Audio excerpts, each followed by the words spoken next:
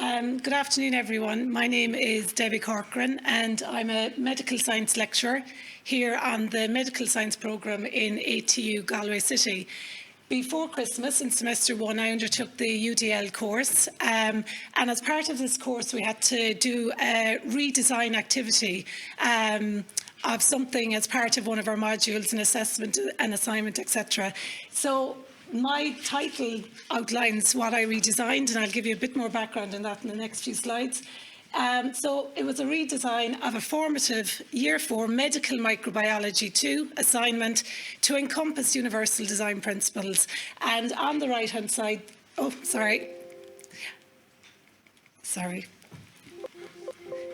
back into this. I clicked forward instead of highlighting. I'm now used to live lectures.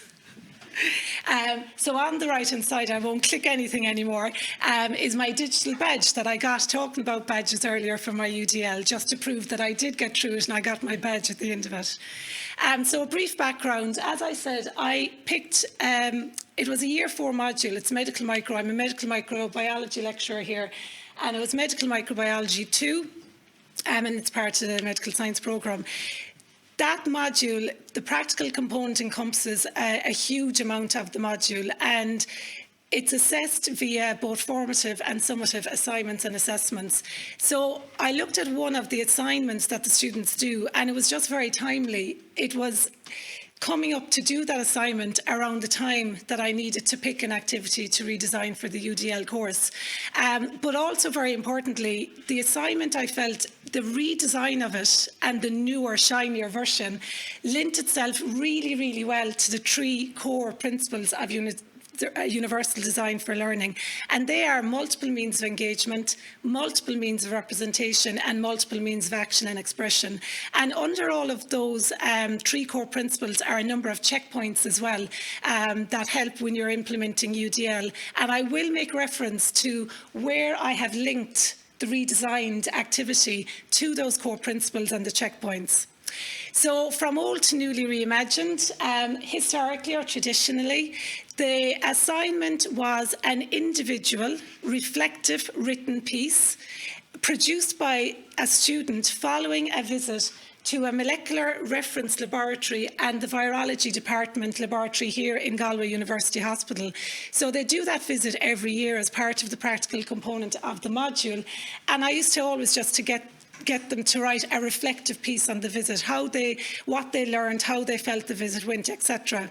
So in 2021, as part of the UDL activity, I reimagined and redesigned this assignment to become a group work, information retrieval, personalised, interactive, online presentation which incorporated student-generated feedback, and I also gave feedback to the students. So just very quickly, assessment, the assignment details. So the assignment, I discussed it with the students prior to the laboratory visit, and instead of them doing it individually, they were randomly assigned a partner using the breakout function in Teams, and that activated the group work component of the activity straight away. And the great thing about the breakout room in Teams is it wasn't me putting the students in groups. I wasn't singling out students and putting them into groups. It was a random activity. Students were given instructions, including they had to choose. So following the laboratory visit, what they had to do was choose a reputable scientific journal following the visit. The journal had to include the detection of a virus or viruses using a molecular method. So it was bringing in the 2 laboratories that they had visited. So the journal article had to be based on that. And then I gave them more information on the presentation content, what they needed to present, and timing, etc. So each group had to then present online via a medium of their own choice. So I gave that choice to them. Again, we did an open discussion about it. They were able to share ideas. And I wanted them to try and think outside the box when it came to presenting. They weren't being told you have to do it by PowerPoint. So I was really hoping I get some really creative ways of communication. So that linked in with the UDL principle, multiple means of engagement straight away, and the checkpoint under that 7.1, optimising their individual choice and autonomy. And also the UDL principle, multiple means of action and expression. And again, the checkpoint under that it was specifically linking in with was the use of multiple media for communication. I also wanted to try and create a community of learners, something that has been spoken about a lot in the previous presentations, who were engaging in a common activity. So they were all doing a common activity. And again, that links in with the principle, multiple means of engagement, checkpoint 8.3, fostering collaboration and community. It was also designed to recruit interest in the students by making it relevant to their recent laboratory visit. So they really had to engage with the visit, think about the visit, pick their journal article and then present it. And again, that linked in with the principle, multiple means of engagement, checkpoint 7.2, optimising relevance, value and the authenticity of what they were producing.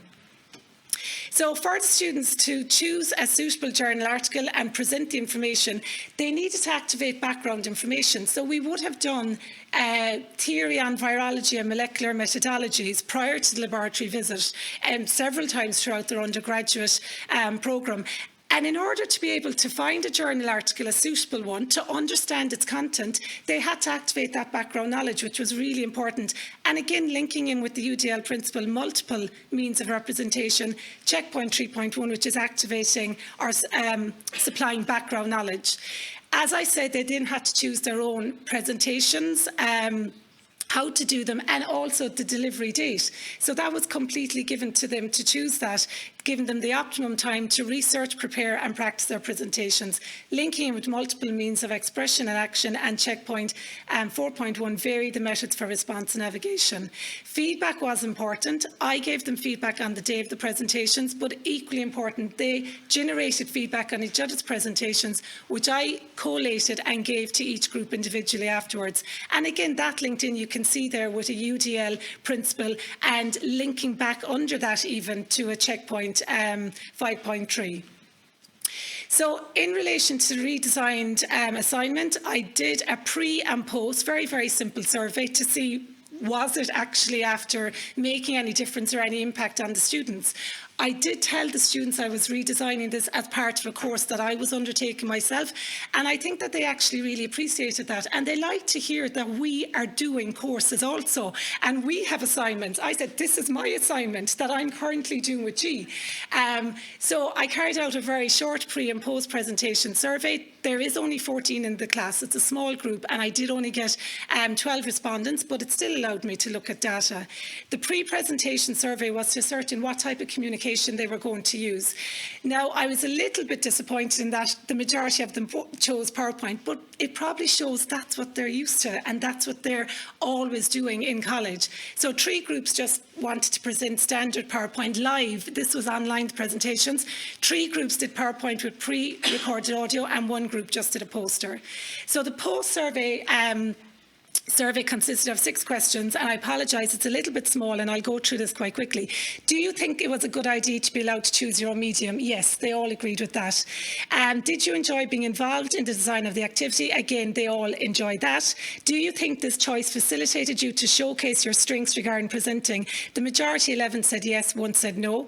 Would you like to see a choice regarding communication mediums being implemented in other assignments, assessments, where appropriate and applicable? And again, the majority saying yes, a few saying no. Was there anything you didn't enjoy about being given the choice to choose your own communication? Again, the majority of those were positive, but there was one student that actually said it added almost another layer of stress having to decide how to present it. Are there any other comments on this activity? So again, very good, fun and easy. Again, most positive feedback there. One said that they felt that they were alone with doing the majority of the work, and I think that's something as lecturers we do see with group work. That can be the danger of group work if one person gets stuck doing a lot of the work. So to conclude, overall the results of the post survey were positive. All students enjoyed being allowed to choose their own way of communicating their work and their research and being involved in the design and the discussion around it. The majority of them said it did allow them to showcase their strengths.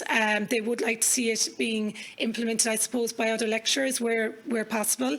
Again, the majority of them were very positive, but there was one who didn't like the additional layer of having to decide their presentation and said it added a bit of stress to them. And as well, most responses were positive. For that last question, there was one, as I said, that felt they were a bit alone doing the work. So again, that's something I need to think about going forward. So thinking back and looking forward, I'm definitely more cognitive of the concept of UDL, having completed the course. Something that was interesting when I did start the course was I didn't really fully understand what UDL was. And when we were talking about it, I realised I was doing a lot of little things already in my teaching.